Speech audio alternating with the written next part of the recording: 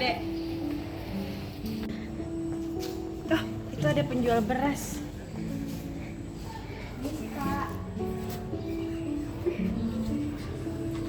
Beras lagi mahal ya, Pak? Kemarin terakhir saya beli di sini udah 18.000 per kilonya. Terus sekarang beras lagi naik. Ini aja sekilonya 30.000. Wah, lumayan juga ya, Pak. Kira-kira kenapa tuh Pak bisa naik secara signifikan begitu? Ya, gara-gara pandemi ini sih Bu. Malahan juga petani kan susah cari pupuk dengan bibitnya. Mana pupuk juga lagi mahal sekarang. Ya, saya juga paham sih Pak. Tapi gimana ya, ini juga beban sih buat kita semua. Soalnya harga pangan naik, tapi pendapatan kita kan tetap segitu-gitu aja. Ya, saya juga bingung sih Bu. Banyak juga orang-orang yang protes ke saya karena beras ini mahal. Ya, saya beras ini mahal karena cari untung untuk hidupi keluarga saya. Banyak juga orang yang mengeluh sampai mengurangi porsi makan mereka karena tidak mampu. Oh begitu ya Pak. Wah kasihan sekali para petani Pak. Padahal kita kan butuh hasil panen mereka. Pak, ini bahaya kalau terus begini. Gimana kita bisa makan? Ya, saya juga khawatir sih Bu. Semoga pandemi ini cepat berlalu lah. Amin Pak, saya harap juga begitu. Ya udah Pak ya, saya pergi dulu. Ini orang udah nggak beli. Banyak tanya lagi.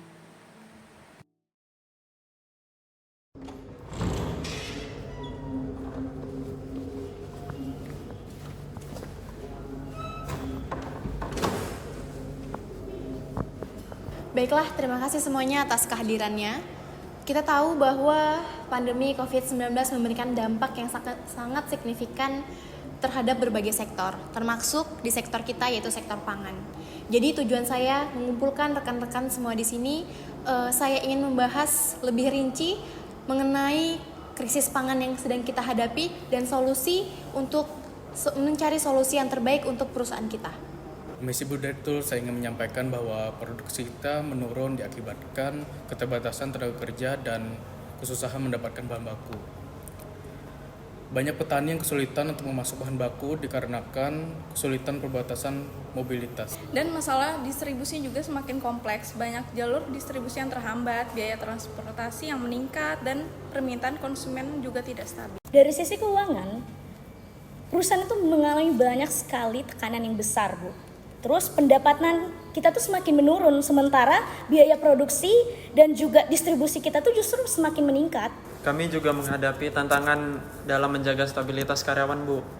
Banyak karyawan yang khawatir akan masa depan mereka dan memilih untuk mencari pekerjaan lain.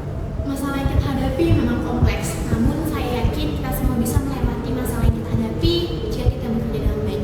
Saya ucapkan terima kasih kepada Kepala Distribusi, Kepala Produksi, dan Kepala Keuangan serta perwakilan HRD telah menyempatkan waktu untuk hadir. Kita bisa membahas masalah ini selanjutnya. Terima kasih.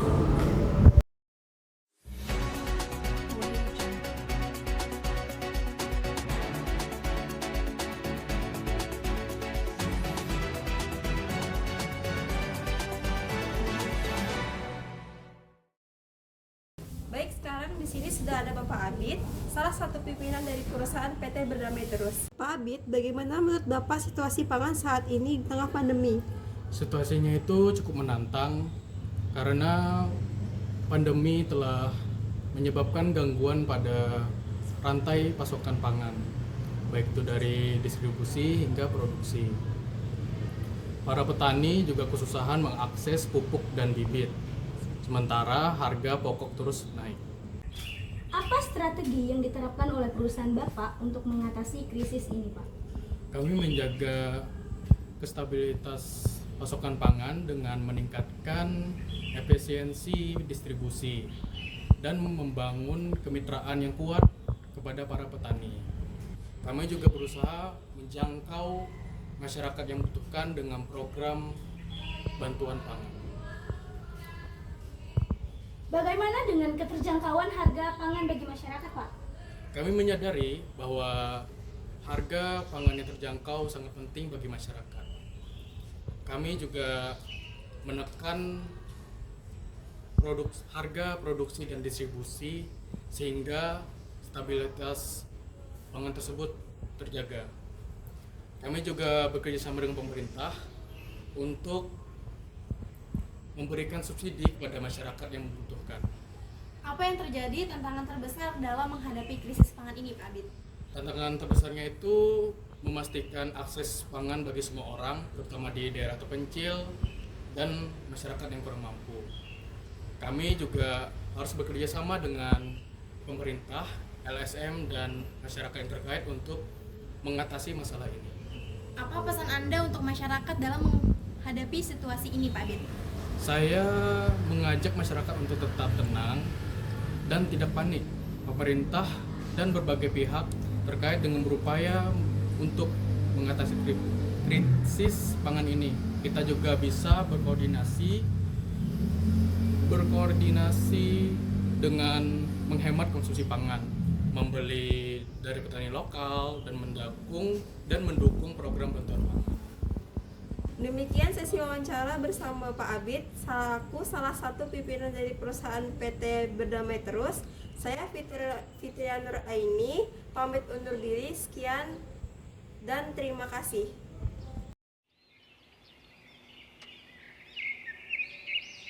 Terima kasih kepada Bapak Ibu rekan-rekan semua yang telah menyempatkan waktu di rapat kita hari ini. Kita akan membahas mengenai situasi krisis pangan yang sangat memprihatinkan. Pandemi sangat memperburuk pasokan rantai makanan kita, dan kita perlu mengambil langkah yang tepat. Dan saya mau tahu apa pandangan Bapak Ibu semua mengenai langkah yang pertama harus kita ambil. Menurut saya kita perlu memetakan kembali jalur distribusi pangan karena banyak daerah yang sulit diakses akibat pembatasan sosial dan lockdown. Solusinya kita bisa cari cara untuk memperkuat kolaborasi dengan pemerintah daerah agar distribusi kembali lancar. Saya setuju sekali Bu dengan pendapat Ibu Najla, yang dimana kita juga perlu memperhitungkan anggaran secara cermat. Pengalihan dana ke sektor logistik dan distribusi itu tentu harus menentukan biaya operasional dan lainnya juga Bu. Kita perlu memperhitungkan dampaknya terhadap profitabilitas dan memastikan cash flow agar tetap. Kita juga perlu mengantisipasi penurunan daya beli masyarakat. Dengan banyaknya orang kehilangan pekerjaan selama pandemi, akses mereka makanan sehat mungkin kurang. Mungkin kita bisa mempertimbangkan program subsidi atau bantuan bagi daerah-daerah yang paling terdampak. Dari sisi internal, kita harus memastikan keselamatan pekerja kita di lapangan, Bu. Mereka yang bekerja di sektor pangan dan distribusi harus mendapatkan perlindungan yang cukup seperti APD dan akses kesehatan agar rantai pasokan kita tidak terganggu oleh sakitnya karyawan, Bu. Saya juga berpikir bahwa kita perlu mencari solusi jangka panjang. Pandemi ini adalah peringatan bahwa sistem pangan kita rentan. Mungkin kita mulai investor di sektor pertanian yang lebih berkelanjutan dan teknologi pangan yang lebih efisien seperti urban farming atau hidroponik farming. Itu ide yang bagus. Kita memang perlu berinovasi untuk jangka panjang. Tapi saat ini kita harus fokus pada solusi cepat. Bagaimana kalau kita segera membentuk tim tanggap darurat untuk menangani distribusi pangan dan memulai menjamin komunikasi dengan pihak-pihak yang dapat membantu, seperti LSM atau komunikasi lokal. Saya setuju Pak, tim tanggap darurat bisa memulai memetakan daerah-daerah yang paling membutuhkan pangan. Kita bisa bekerja sama dengan pemerintahan dan badan bantuan untuk mempercepat pengiriman ke wilayah-wilayah tersebut. Kalau begitu saya akan mulai memperhitungkan anggaran untuk ini Bu. Saya akan mencoba untuk memangkas biaya di pos lain supaya bisa memprioritaskan kebutuhan yang mendesak saat ini Bu. Baik semuanya, mari kita bergerak cepat. Krisis ini tidak menunggu dan kita punya tanggung jawab yang besar untuk memastikan bahwa masyarakat kita tidak ada yang kelaparan. Saya berharap kita bisa melihat langkah